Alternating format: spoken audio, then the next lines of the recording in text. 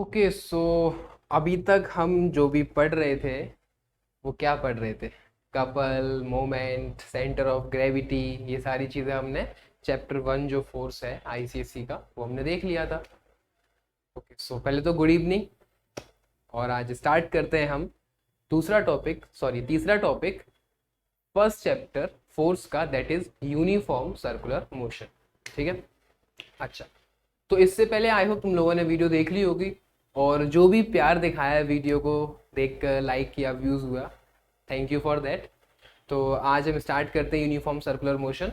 अच्छा, उससे पहले यूनिफॉर्म सर्कुलर मोशन देखने से पहले अपन ये देख लेते हैं कि यूनिफॉर्म सर्कुलर मोशन में यूज होने वाले दो कॉन्सेप्ट, एक है स्पीड, एक है वेलोसिटी, और थोड़ा सा यूज होता है वो है एक्सेलरेशन। एक्सेलरेशन का बहुत यूज है, लेकिन समझते हैं धीमे धीमे कितना यूज है कितना यूज नहीं है। ठीक है।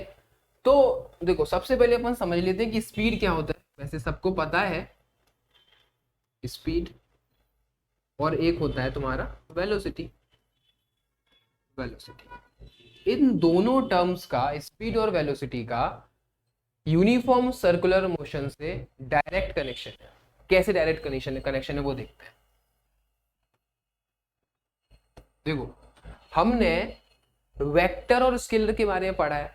क्या होता है स्केलर क्वांटिटी? कोई एक ऐसी क्वांटिटी भाई जिसमें मैग्नीट्यूड होता है। वेक्टर क्वांटिटी एक ऐसी जिसमें मैग्नीट्यूड और डायरेक्शन दोनों होता है। चलो, तो स्पीड क्या है? स्पीड एक स्केलर क्वांटिटी है। स्पीड एक स्केलर क्वांटिटी है। ठीक है। वेलोसिटी, वेलोसिटी एक वेक्टर क्वांटिटी, एक वेक्टर क्वांटिटी है। ठीक है। जिसमें कि स्पीड में क्या रहता है? स्पीड में सिर्फ मैग्नीट्यूड रहता है। ठीक है, सिर्फ मैग्नीट्यूड रहता है। लेकिन वेलोसिटी में दो चीजें होती हैं, एक तो होता है मैग्नीट्यूड, मैग्नीट्यूड, और दूसरा होता है तुम्हारा डायरेक्शन। क्या? डायरेक्शन। मतलब कि कोई भी क्वांटिटी वेक्टर क्वांटिटी तभी होगी जब उसमें मैग्नीट्यूड और डायरेक्शन दोनों होना चाहिए। ऐसा ना हो कि सिर्फ मैग्नीट्यूड है और आपने लिख दिया वो वेलोसिटी है, नहीं, ऐसा नहीं हो सकता। या फिर वेक्टर क्वांटिटी, ऐसा नहीं हो सकता। ठीक है। तो इन दोनों चीजों का यूनिफॉर्म सर्कुलर मोशन समझने के लिए एक डायरेक्ट कनेक्शन रहता है। ठीक है। अच्छा, इसी के साथ साथ हम थोड़ा सा एक्सेलरेशन भी समझ लेते हैं। देखो, एक्सेलरेशन क्या रहता है? एक्सेलरेशन एक्सेलरेशन भी वेक्टर क्वांटिटी है। कैसे वेक्टर क्वांटिटी है? मैंने लास्ट टाइम, अगर आपने वीडियो देखी हो, तो उसमें मैंने टॉर्क के बारे में बताया था कि टॉर्क भी एक वेक्टर क्वांटिटी, जिसमें मैंने बताया था कि अगर हम किसी भी वेक्टर या स्केलर का प्रोडक्ट करते हैं तो हमें वेक्टर ही मिलता है हमेशा। ठीक है। वहां पे अगर आपने नहीं देखी है तो मैं उसकी वीडियो लिंक जो है डिस्क्रिप्शन में डाल दूंगा, आप एक बार देख लीजिएगा। उसका छोटा सा पार्ट है, तो स्किप कर करके देख लीजिएगा। ठीक है। एक्सेलरेशन, एक्सेलरेशन में क्या होता है? एक्सेलरेशन का पहले पहले फॉर्मूला बताओ क्या होता है। देखो, एक्सेलरेशन को हम क्या लिखते हैं? Rate of change of velocity with respect to time, ऐसे लिखते हैं। Rate of change of velocity with respect to time. और ये जो वेलोसिटी है, वेलोसिटी क्या है? एक वेक्टर क्वांटिटी है। और वेक्टर क्वांटिटी को जब भी आप डिवाइड करोगे टाइम से या फिर स्केलर क्वांटिटी से, तो क्या होगा? हमेशा आपको एक वेक्टर क्वांटिटी ही मिलेगी। सो अल्टीमेटली जो आपका एक्सेलरेशन है ये भी आपका वेक्टर क्वांटिटी है। वेक्टर क्वांटिटी है, मतलब कि इसमें आपका मैग्नीट्यूड और डायरेक्शन दोनों होना चाहिए। चलो, ये तो हो गया छोटा सा इंट्रोडक्शन। ठीक है। अभी समझते हैं कि जो आपका यूनिफॉर्म सर्कुलर मोशन है, जो आज इस क्लास का टॉपिक है, वो यूनिफॉर्म सर्कुलर मोशन क्या होता है। चलो, तो देखो, यूनिफॉर्म सर्कुलर मोशन एक सेल्फ अंडरस्टूड वर्ड है। क्या कि या फिर सेल्फ एक्सप्लेनेटरी वर्ड है। कैसे? कोई भी ऑब्जेक्ट है, वो ऑब्जेक्ट आपका घूम रहा है, एक ऑब्जेक्ट है वो आपका घूम रहा है। ठीक है ना। जैसे चाबी का छल्ला होता है, हम लोग ऐसे हाथ में पकड़े घुमाते रहते हैं, वो भी एक सर्कुलर मोशन है। या फिर आप उसको यूनिफॉर्म सर्कुलर मोशन है। मोशन कैसे वो समझते हैं, पहले सर्कुलर मोशन समझो। कोई भी बॉडी है वो गोल गोल गोल गोल घूम रही है, भाई वो है सर्कुलर मोशन। जैसे कि आपका पंखा है, घूमता रहता है, वो आपका सर्कुलर मोशन है। ठीक है ना। तो लेकिन ये यूनिफॉर्म और नॉन यूनिफॉर्म का क्या कॉन्सेप्ट है? देखो, यूनिफॉर्म सर्कुलर मोशन क्या होता है कि जैसे कि आपका ये एक बॉडी है, ठीक है, और ये बॉडी मूव कर रही है, ठीक है, और इस बॉडी, ये जो ना बॉडी मान लिया ए पॉइंट से, ए इसका स्टार्टिंग पॉइंट है, यहाँ से मूव करके वापस यहाँ तक आती है, ठीक है। तो ये बॉडी पूरा ए से जब मूव करती है तो मूव करने में जिसको टाइम लगता है वो मान लिया कैपिटल टी, इतना टाइम लगता है, ठीक है। अब जब ये ए से लेकर बी तक जाती है तो मान लिया इसको टाइम लगता है t/4, फिर इसको यहाँ तक t/4 लग रहा है, फिर इतना टाइम ले रही है वो t/4 ले रही है, फिर इतना टाइम ले रहा है ए से लेके सी तक वो t/4 ले रहे हैं। तो यहां से हमें एक चीज समझ में ये आ जाती है कि वो इक्वल डिस्टेंस कवर कर रही है body in equal interval of time. क्या समझ में आ जाता है हमें यहां से हम एक चीज कह सकते हैं कि जो हमारी बॉडी है, बॉडी आपकी इक्वल डिस्टेंस कवर करती है, equal distance in equal interval of time है। ये चीज क्लियर है? t/4। अच्छा, इक्वल डिस्टेंस कैसे? क्योंकि वो क्वार्टरली, कैसे? अगर आप इसको ऐसे बनाओगे इस तरीके से तो आपको एक क्वार्टर मिलेगा। क्वार्टर वो खंबे वाला क्वार्टर नहीं, क्वार्टर ये सर्कल वाला quarter, A B C D, ठीक है। तो ये आपको, ठीक है, यहाँ पे क्या हो रहा है, इस चीज को कवर करने में क्या ले रहा है वो t/4 टाइम, यहाँ पे इसको t/4 टाइम लग रहा है, इसको t/4 और यहाँ पे t/4। तो यहाँ से हमें एक चीज पता पड़ता है कि वो इक्वल डिस्टेंस कवर कर रही है body in equal interval of time. चलो ये चीज क्लियर हो गई। अब बात आती है, तो ये तो यहाँ से तो हमारा एक चीज तो डिफाइन होगा कि ठीक है बॉडी सर्कुलर मोशन कर रही है, ठीक है, बॉडी सर्कुलर मोशन कर रही है। और जहां अगर हम यहां तक देखते हैं, अगर इतनी डेफिनेशन के हिसाब से देखते हैं, ठीक है, बॉडी हमारी यूनिफॉर्म सर्कुलर मोशन भी कर रही है, ठीक है। लेकिन थोड़ा सा अभी इसमें कुछ और कॉन्सेप्ट है आगे। देखो, हमने अभी पढ़ा कि जो हमारी स्पीड होती है, स्पीड एक स्केलर क्वांटिटी है जिसमें एक मैग्नीट्यूड होता है, वेलोसिटी एक वेक्टर क्वांटिटी जिसमें कि magnitude as well as direction होता है, ठीक है। तो अगर हम यहाँ पे देखते हैं, यहाँ पे अगर हम देखते हैं बॉडी जब ए मूव कर रही है, सॉरी कोई भी बॉडी है, नॉट ए, ये तो सिर्फ मैंने पॉइंट मार्क किया है, ठीक है। जो बॉडी जब मूव कर रही है, जब वो ए पॉइंट पे थी तब उसका डायरेक्शन कुछ इस तरीके से था। अगर हम इस मैप से ऐसे समझते हैं, इस तरीके का था, मतलब कि उसका जो डायरेक्शन है वो वेस्ट साइड पे था, ठीक है। इस पॉइंट, इस टाइम पे अगर आप देखते हो इस पॉइंट पे, तो बॉडी का जो डायरेक्शन था वो वेस्ट की तरफ था। जैसे ही बॉडी आती है नीचे बी पॉइंट पे आती है, तो बी को अगर आप रिलेट करते हो यहां से, तो यहां पे अगर आप देखोगे तो बी पॉइंट पे जो बॉडी का डायरेक्शन था वो साउथ था।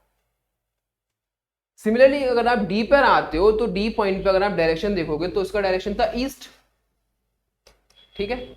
और अगेन अगर इधर आ जाओ तो यहाँ पे क्या है, नॉर्थ। चलो भाई वो बात तो ठीक है, लेकिन कहना क्या चाहते हो? तो कहना हम ये चाहते हैं कि अगर कोई भी बॉडी सर्कुलरली मूव कर रही है तो आप उसके पॉइंट पर एक टेंजेंट लाइन खींचो। टेंजेंट समझते हो? टेंजेंट क्या होता है? एक ऐसी लाइन जो कि अगर एक सर्कल है और वहां से एक पॉइंट को टच करती हुई निकलती है। सर्कल अगर आप देखोगे तो छोटे छोटे पॉइंट्स को मिलके बनता है, ठीक है ना। बहुत जूम करके देखोगे तो एक पॉइंट से निकलती हुई एक लाइन है ना, ये यहाँ पे एक पॉइंट होगा, यहाँ एक पॉइंट होगा, यहाँ एक पॉइंट होगा, यहाँ एक पॉइंट होगा, ठीक है। तो ये टेंजेंट से हमें ये पता पड़ता है कि वो जो बॉडी सर्कुलर मोशन कर रही है उस बॉडी का डायरेक्शन क्या है, ठीक है। लेकिन यहाँ पे क्या, हमें यहाँ पे एक चीज पता पड़ रहा है कि अगर हम बॉडी की स्पीड देखेंगे, अगर हम बॉडी की क्या देखेंगे, थोड़ा सा इसको चलो इधर ही देख लेते हैं। अगर हम बॉडी की स्पीड देखेंगे, स्पीड कहती है कि बॉडी में सिर्फ क्या होना चाहिए, मैग्नीट्यूड होना चाहिए। और क्या यहां से हमें क्या पता पड़ता है कि वो इक्वल डिस्टेंस कवर कर रही है in equal interval of time. तो हमें एक चीज समझ में आ गई कि जो स्पीड है वो बॉडी का कांस्टेंट है, ठीक है। और स्पीड के लिए सिर्फ हमें मैग्नीट्यूड चाहिए और कुछ तो डायरेक्शन से कोई मतलब नहीं है। लेकिन अगर हम सेम टाइम इस सर्कल को, इस मोशन को अगर हम वेलोसिटी के हिसाब से देखते हैं तो यही जो मोशन है वो यूनिफॉर्म सर्कुलर मोशन नहीं रहेगा। नहीं समझ में आया? समझते हैं। देखो, अगर हम इस मोशन को स्पीड के हिसाब से देख रहे हैं, स्पीड में डायरेक्शन नहीं आ रहा है, यहां पे सिर्फ अगर चेंज हो रहा है तो डायरेक्शन चेंज हो रहा है लेकिन मैग्नीट्यूड सेम है। तो हम कह सकते हैं कि अगर आप स्पीड देखोगे ऑब्जेक्ट की, अगर आप ऑब्जेक्ट की स्पीड देखोगे तो ये जो मोशन है वो यूनिफॉर्म सर्कुलर मोशन है। लेकिन अगर आप इसी ऑब्जेक्ट की अगर आप वेलोसिटी देखोगे तो वेलोसिटी में क्या होती है, एक चीज होती है क्या, magnitude as well as direction, ये होता है। तो मैग्नीट्यूड तो है लेकिन डायरेक्शन नहीं है ना, डायरेक्शन वो हर पॉइंट पे चेंज हो रहा है। तो हम यहां से कह सकते हैं कि जब भी कभी एक बॉडी सर्कुलरली मूव कर रही है, एक सर्कुलर मोशन कर रही है, तो उसको अगर स्पीड के हिसाब से डिफाइन करते तो ठीक है, वो यूनिफॉर्म सर्कुलर मोशन है। लेकिन अगर हम वेलोसिटी की बात कर रहे हैं, तो उस टाइम पे वो जो मोशन है वो हमारा यूनिफॉर्म सर्कुलर मोशन नहीं है। चलो भाई, अगर यूनिफॉर्म सर्कुलर मोशन नहीं तो क्या बचा, नॉन यूनिफॉर्म। ठीक है, नॉन यूनिफॉर्म है, तो उसको हम ये भी कह सकते हैं, in case of velocity this motion is accelerated motion. ये जो मोशन है वो कौन सा है, एक्सेलरेटेड मोशन।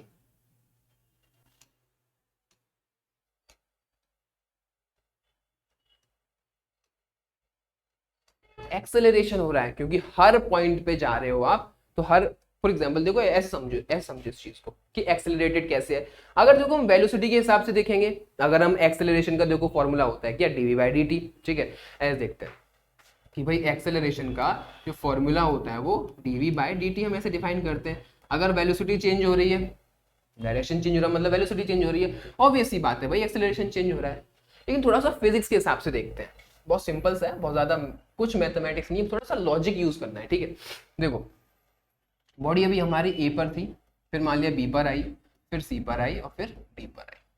ठीक है, अब जैसे जैसे कोई भी ऑब्जेक्ट आपका ऊपर जाता है उस पर ग्रेविटी लगती है, और नीचे आ रहा तो भी ग्रेविटी ही लगती है। लेकिन जब वो ऊपर जाता है तो क्या होता है कि वो ग्रेविटी के अपोज में काम करता है ऊपर जाने के लिए। सिंपल सी बात है। नीचे आ रहा है, क्या कर रहा है, वो ग्रेविटी के फेवर में काम कर रहा है। नीचे जब आ रहा है तो उसकी ऑब्जेक्ट की स्पीड बढ़ रही है, ऊपर जा रहा है स्पीड कम हो रही है। क्लियर है। तो अगर आप यहाँ पे एक चीज देखोगे, मान लिया यहाँ पे था ऑब्जेक्ट, ठीक है, ऑब्जेक्ट मान लिया ऊपर जा रहा है, क्या हो रहा है, ऑब्वियस सी बात है कि यहाँ पे जो आप काम कर रहे हो वो ग्रेविटी के अपोजिट में काम कर रहे हो। क्लियर है। तो धीमे धीमे मान लिया इस पॉइंट पे था, ठीक है, इस पॉइंट पे था, ठीक है, जैसे जैसे जैसे जैसे जैसे जैसे आप ऊपर जाओगे, आपकी जो बॉडी की स्पीड होगी वो कम होती चली जाएगी। ठीक है, एक्सेलरेशन जो होगा उसको कम होता चला जाएगा। क्यों भाई, क्योंकि ग्रेविटी नीचे लग रही है ना, ग्रेविटी। ठीक है, लेकिन जैसे ही आपका ऑब्जेक्ट इस पॉइंट पर आएगा, इस पॉइंट से वो नीचे आएगा, अब ग्रेविटी तो एज यूजुअल वो फिर से नीचे खींचेगी। तो समझ में आ रहा है यहाँ पे कॉन्सेप्ट। यहाँ पे बॉडी ये एक्सेलरेटेड यहाँ भी, यहाँ पे बट एक्सेलरेशन कम है as compare to this point, यहाँ पे एक्सेलरेशन ज्यादा है। अच्छा, तो ये बात समझ में आ गई। ठीक है, या फिर अगर इस वाले कॉन्सेप्ट से डायरेक्टली स्ट्रेट फॉरवर्ड है। ठीक है, चलो अभी बात करते हैं कि यूनिफॉर्म सर्कुलर मोशन। ठीक है, हमने पढ़ा। इसके बाद आता है तुम्हारा यूनिफॉर्म सर्कुलर मोशन के अलावा यूनिफॉर्मली लीनियर मोशन भी होता है। कौन सा, यूनिफॉर्मली लीनियर मोशन। ठीक है, एक तो हमने पढ़ा क्या, uniform circular motion,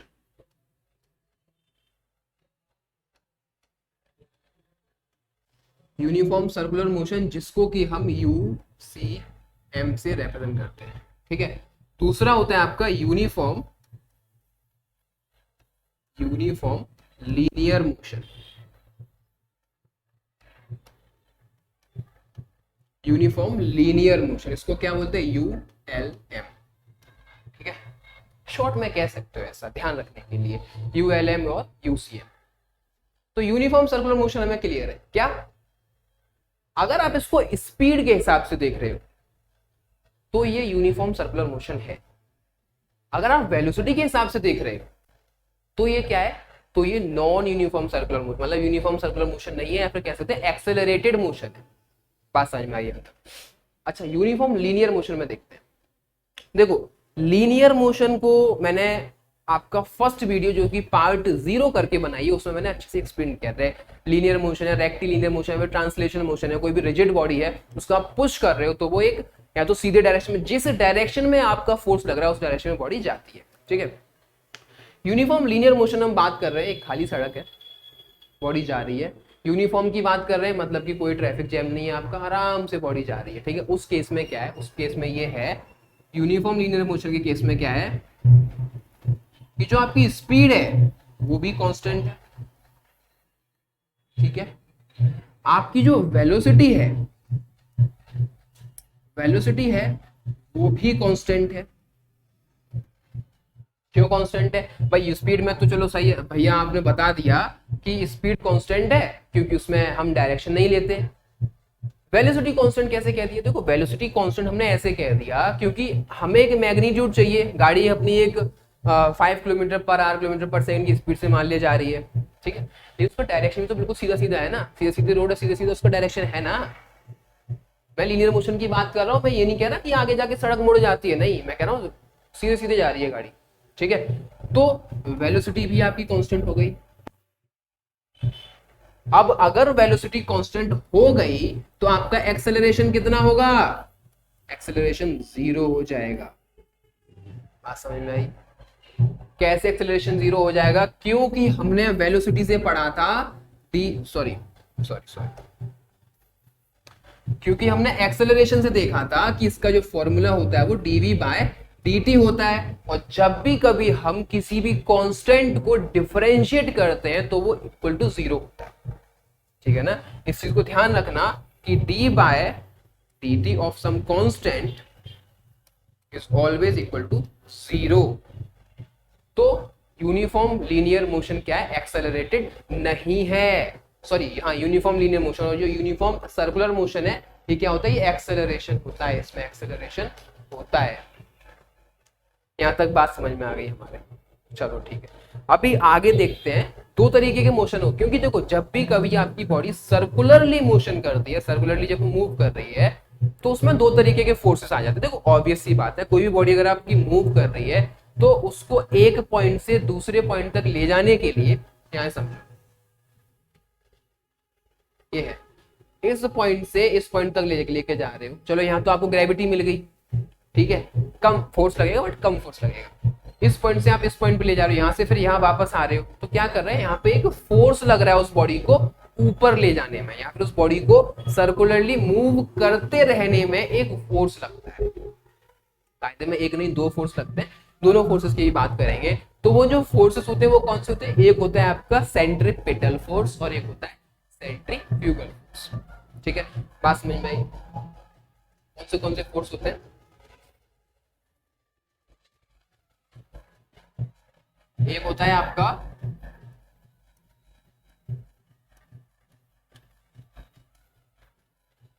centripetal force और एक होता है सेंट्रीफ्यूगल फोर्स।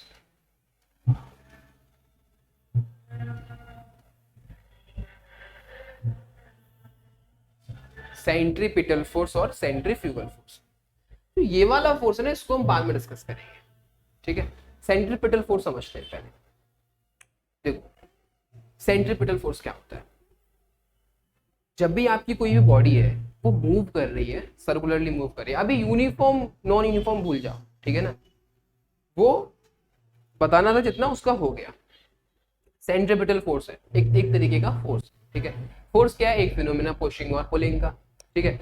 अब जब भी कभी आपकी बॉडी मूव कर रही है, मान लिया एक धागा है, एक धागा उस पत्थर से बंधा हुआ मूव कर रहा है, तो वो सर्कुलरली मूव कर रहा है, ठीक है, सर्कुलरली मूव कर रहा है।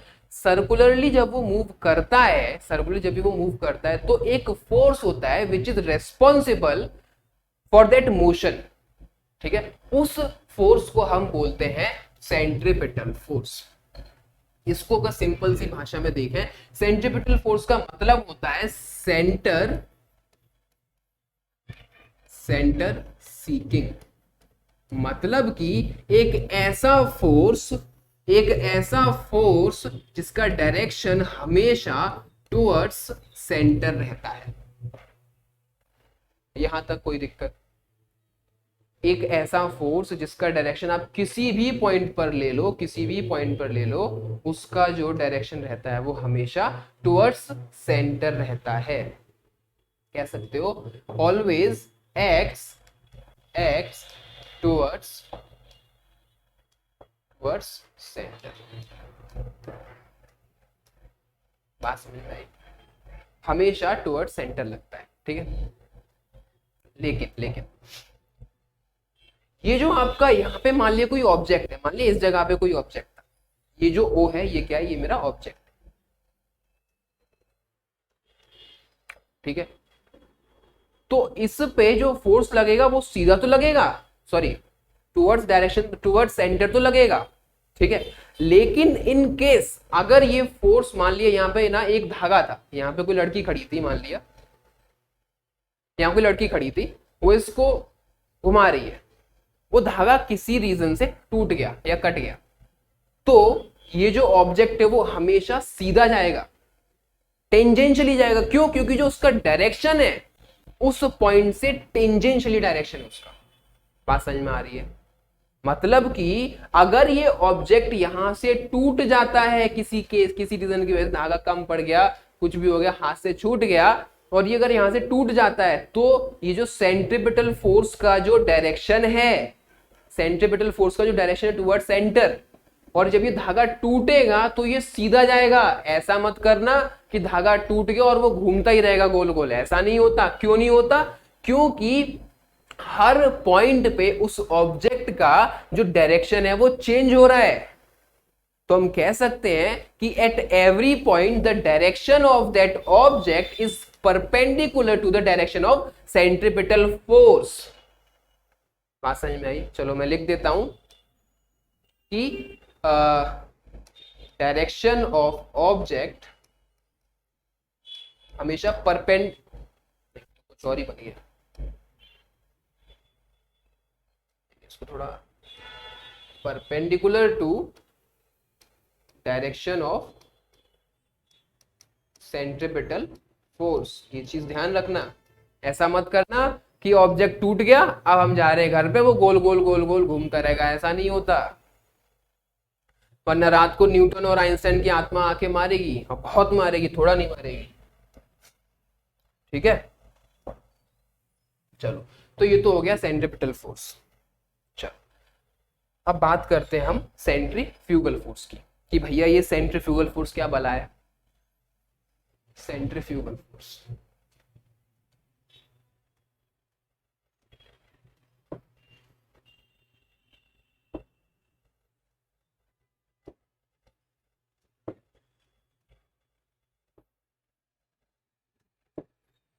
क्या होता है? सेंट्रीफ्यूगल फोर्स देखो, अभी तक बुक्स में हमने पढ़ा है एक फिक्शियस फोर्स, दो तीन वर्ड्स से जाना जाता है ये फोर्स, क्या कि सेंट्रीफ्यूगल फोर्स क्या है? फिक्शियस फोर्स है, फिक्शियस फोर्स है। या फिर कहीं कहीं बोलते हैं, किसी किसी बुक में स्यूडो फोर्स है,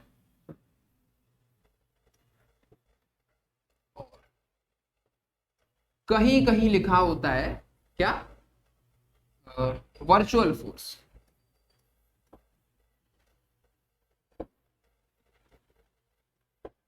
ठीक है, मतलब कि हम इस चीज को कंसीडर करके चलते हैं कि जो सेंट्रीफ्यूगल फोर्स है वो एक फिक्शियस फोर्स है या स्यूडो फोर्स, मतलब कि होता तो है लेकिन एग्जिस्ट भी करता है। होता है ना, जो छोटा बच्चा कभी कभी खेलता है गेम में, नहीं नहीं मैं भी खेलूंगा, तो कहते हैं कच्ची है इसकी, वैसे ही, ठीक है ना, वो वाला फोर्स है ये। ठीक है, फिजिक्स में इसकी एप्लीकेशन तो है, ठीक है, लेकिन ये सीडो है या फिक्शियस है, कहानियों में ऐसा फोर्स है, ठीक है, ऐसा समझ सकते हो। मतलब कि सेंट्रीफ्यूगल फोर्स एक ऐसा फोर्स है जो कि सेंट्रीपिटल फोर्स के अपोजिट लगता है। नहीं समझ में आया? मजा नहीं आया? समझते हैं। देखो, एक ऑब्जेक्ट है भैया, ठीक है, अगेन यहाँ पे पॉइंट ए मान लिया, इधर बी मान लिया, इधर सी मान लिया, इधर डी मान लिया, ठीक है। तो इधर एक लड़की खड़ी हुई है, लड़की या लड़का कोई भी है,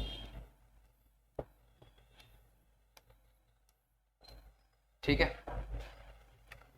इसके हाथ में क्या है? एक रस्सी है जहां पे कि ये स्टोन बंधा हुआ है, अरे हंस जा भाई थोड़ा सा, मेरी ड्राइंग में हंस रही है ना, चल मत हंस।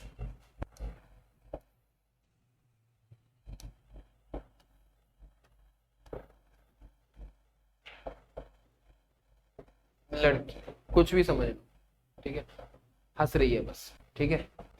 अब फिजिक्स पढ़ रही है तो थोड़ा सा तो गुस्सा होना भी बनता है ना, लेकिन हंस जाइए, धीमे धीमे हंस जाएगी वो जैसे जैसे आगे बढ़े, ठीक है। तो ये जो ऑब्जेक्ट है, जैसे जैसे ये ऑब्जेक्ट घूमेगा, ठीक है ना, तो यहाँ पे जो स्ट्रिंग है, इस पे क्या लगता है, इस पे एक टेंशन लगता है, टेंशन। अब ऑब्वियस सी बात है, टेंशन क्यों लगेगा, देखो, जब इसका डायरेक्शन तो इधर ही है, इसका जो डायरेक्शन मतलब कि जो सेंट्रीपिटल फोर्स है वो तो हमेशा टुवर्ड सेंटर रहता है, ठीक है ना, लेकिन लेकिन एक फोर्स होता है वो बाहर की तरफ भी लगता है,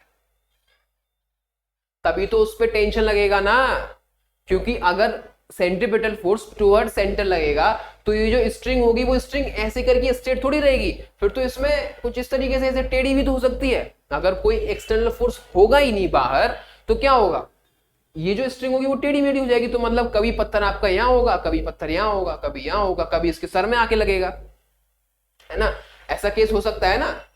तो एक फोर्स जो कि उस फोर्स का जो मैग्नीट्यूड होता है वो इक्वल टू सेंट्रीपिटल फोर्स होता है, ठीक है ना। तो इधर जो फोर्स लग रहा है वो है आपका सेंट्रीफ्यूगल,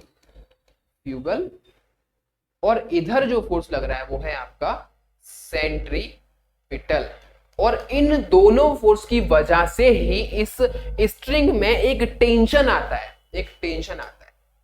तभी तो ये खिंचती है, क्योंकि अगर आपका सेंट्रीफ्यूगल फोर्स होगा ही नहीं या वो स्यूडो फोर्स होगा ही नहीं और सिर्फ सेंट्रीपिटल फोर्स होगा तो बॉडी में ये जो स्ट्रिंग है वो थोड़ा सा उसमें सिमट जाएगा ना, वो बात समझ में आ रही है ना। तो सेंट्रीफ्यूगल फोर्स क्या है, equal and opposite to centripetal force. जैसे कि मैंने कपल के कॉन्सेप्ट में पढ़ाया था कि वहां पे दो फोर्स लगते हैं, इनका मैग्नीट्यूड इक्वल होता है बट उनका डायरेक्शन अपोजिट होता है। ऐसे यहां पे होता है कि सेंट्रीफ्यूगल फोर्स और सेंट्रीपिटल फोर्स, इनका जो मैग्नीट्यूड है वो तो इक्वल है लेकिन डायरेक्शन अपोजिट है। सेंट्रीपिटल फोर्स इधर जा रहा है और सेंट्रीफ्यूगल फोर्स इधर जा रहा है, बात समझ में आ रही है। और लेकिन इस बॉडी का जो डायरेक्शन है, देखो दो तीन चीजें, डायरेक्शन से कंफ्यूज नहीं होना है, इस बॉडी का जो डायरेक्शन है वो टेंजेंशियल रहता है हर पॉइंट पर, इसीलिए बॉडी को हम बोलते हैं यूनिफॉर्म सर्कुलर मोशन में कि वो एक्सेलरेटेड है और वेलोसिटी उसका कांस्टेंट नहीं है, बात समझ में आ रही है। चलो तो इतना ही था। अच्छा, इसका एक एग्जांपल से और समझते हैं, ये अगर थोड़ा क्लियर नहीं हुआ हो तो, अगर क्लियर हो जाता है तो इस जगह पे आप वीडियो को आके लाइक कर दो, सब्सक्राइब कर दो चैनल को, क्लियर नहीं हुआ हो तो एक पॉइंट और समझ लेते हैं, ठीक है। क्या है, वैसे मेरी ड्राइंग तो बहुत अच्छी है लेकिन फिर मैं कोशिश करता हूँ उसको और अच्छी बनाने का। ये कोई आदमी नहीं है, ये ऐसा ही है कुछ ऑब्जेक्ट, ठीक है ना।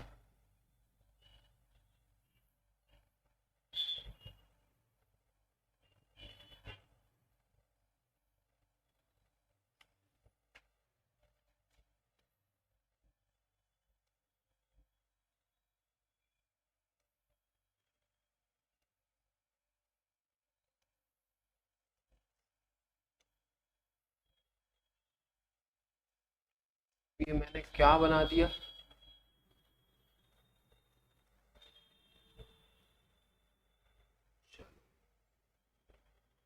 ठीक है चलो मैं इसका एक नाम बताया, तो मैं जो बनाने की कोशिश कर रहा हूं वो है मैरी गो राउंड झूला। ये ये एक सपोर्ट है, इसको सपोर्ट समझ लो, ठीक है, ये भी एक सपोर्ट ही है, ठीक है। और ये जो सपोर्ट है वो क्या है, मूवेबल है। मूवेबल ऐसा नहीं कि अभी यहाँ पे और अभी वो यहाँ आ जाए, ऐसा वाला मूवेबल नहीं है। ठीक है, तो देखो अभी ये जो भी इसमें कुछ मान लिया लगा हुआ है, ये कोई ऑब्जेक्ट है, मान लिया ए, ये मैंने मान लिया बी, ये मैंने मान लिया सी, ये मान लिया डी। ठीक है, ये क्या करेगा, इसका मैं एक प्रैक्टिकल भी करके एक शॉर्ट्स में डाल दूंगा पॉसिबल हुआ तो। ठीक है, इसको समझो थोड़ा सा। ये ऑब्जेक्ट क्या कर रहा है अभी ना, ये मान लिए इसने इसने क्या किया, ये स्टार्ट्स रोटेटिंग, ये स्टार्ट्स रोटेटिंग।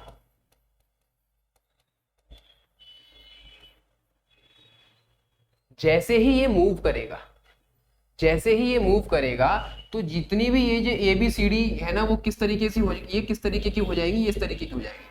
इधर तुम्हारा ए घूम रहा है, इधर तुम्हारा बी हो रहा है, इधर सी हो रहा है, और इधर डी हो रहा है, कुछ इस तरीके का। ये फिर ऐसे करके घूमेगा। ठीक है ना, ये रोटेट करना स्टार्ट कर देगा इस तरीके का। ठीक है ना, अब ये हो क्यों रहा है ऐसा, ऐसा इसलिए हो रहा है, वही सेंट्रीपिटल फोर्स और सेंट्रीफ्यूगल फोर्स का कॉन्सेप्ट लग रहा है। कैसे, अगर मैंने किसी ऑब्जेक्ट को मत उठाओ आप, इस तरीके से अभी स्टेट है, अभी इस जगह पे क्या है, अभी ये मूव नहीं कर रहा है। ठीक है, for some time t, at time t, कोई भी टाइम टी था, ज्यादा फिजिक्स नहीं लगाते, बहुत बेसिक सी चीजें समझते हैं। ठीक है, टाइम जीरो था उस टाइम पे, अब टाइम जैसे जैसे आपका चेंज हुआ तो वैसे वैसे ये क्या करेगा, अभी ये डी, अभी इस टाइम पे डी ये है, टाइम टी पे डी यहाँ पे है। ठीक है ना, अब हमने मान लिया कि कुछ टाइम बाद डी यहाँ पे आ गया, डी यहाँ पर आ गया, हो क्या रहा है, मैंने तो बस इसको घुमाया है ना, मैंने तो सिर्फ इस चीज को घुमाया है ना, लेकिन इस पे क्या हो रहा है, इस पे दो तरीके के फोर्स लग रहे हैं। कौन सा, एक तो इस पे लग रहा है सेंट्रीफ्यूगल फोर्स लग रहा है, एक तो इस पे। ठीक है, एक इस पे फोर्स लग रहा है, कौन सा, सेंट्रीपिटल फोर्स लग रहा है, सेंट्रीपिटल फोर्स लग रहा है, सेंट्रीफ्यूगल फोर्स जो कि उसको बाहर खींच रहा है, सेंट्रीपिटल फोर्स जो कि उसको सेंटर की तरफ खींच रहा है। ठीक है ना, और उन दोनों फोर्स की वजह से इस टेंशन में कुछ भी स्लैक नहीं आ रहा है, मतलब वो सिमट नहीं रही है। ठीक है ना, सॉरी टेंशन नहीं, ये जो टाई स्ट्रिंग है, जो स्ट्रिंग है। ठीक है ना, और इस ऑब्जेक्ट का, इस डी जो ऑब्जेक्ट है, इसका हर पॉइंट पे, ऑब्जेक्ट की बात कर रहा हूं मैं, ऑब्जेक्ट का जो डायरेक्शन है वो क्या है, परपेंडिकुलर है या फिर टेंजेंशियल है। बात समझ में आई, तो यहीं तक था आज। ठीक है, so thank you for watching.